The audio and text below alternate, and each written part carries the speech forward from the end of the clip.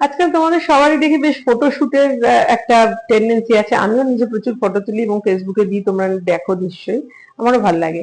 বাচ্চাদের ফটোশুটের ব্যাপারে বলছি, বাচ্চাদের তো অনেক রকম সাজিয়ে ফটোশুট করে, অ্যাজ লং অ্যাজ এটা তুমি আশেপাশে সাজাচ্ছ, অনেকে ফল দিয়ে সাজাচ্ছে, যে টাওয়েল দিয়ে সাজাচ্ছে, জামা কাপড় দিয়ে সাজাচ্ছে, উইচ ইজ ফাইন।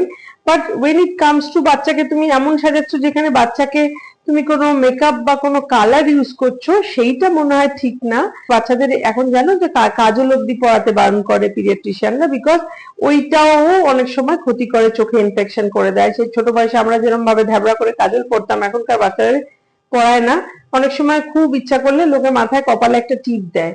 তো সেই ক্ষেত্রে সেগুলো নিশ্চয়ই একটা কারণ বুঝেই তো ডাক্তারবাবুরা এটা বলছে। তো সেই ক্ষেত্রে যদি তুমি কেউ বাচ্চাকে এরকম মেকআপ করিয়ে রং মাখিয়ে ছবি তুলছো জাস্ট বিকজ তোমার ওটা ভাল লাগছে, তো বাচ্চার তরফ থেকে ভাবছো, বাচ্চা তো মুখে বলতে পারছে না, ওর ইচ্ছা অনিচ্ছাও বলতে পারছে না, তো সেই ক্ষেত্রে এইগুলো হচ্ছে ঠিক হচ্ছে না। তার মা বাবার ক্ষেত্রে বলবো যে কারণ তাতে পরে স্কিনের প্রবলেম হতে পারে, বাচ্চার শরীর খারাপ হতে পারে, তখন তোমার আফসোস হবে।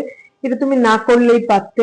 তো সেই ক্ষেত্রে অ্যাজ লং অ্যাজ তুমি অন্যভাবে জামা কাপড় দিয়ে সাজাচ্ছ, ফুল ফল সাজিয়ে পাশে সাজাচ্ছ, উইচ ইজ ফাইন, কিন্তু বাচ্চাকে কোনোভাবে মেকআপ লাগিয়ে বা রং লাগিয়ে ছবি তুলে, প্লিজ ছবি তোলার জন্য এই কাজটা প্লিজ করো না, নিজের বাচ্চার ক্ষতিটা করো না।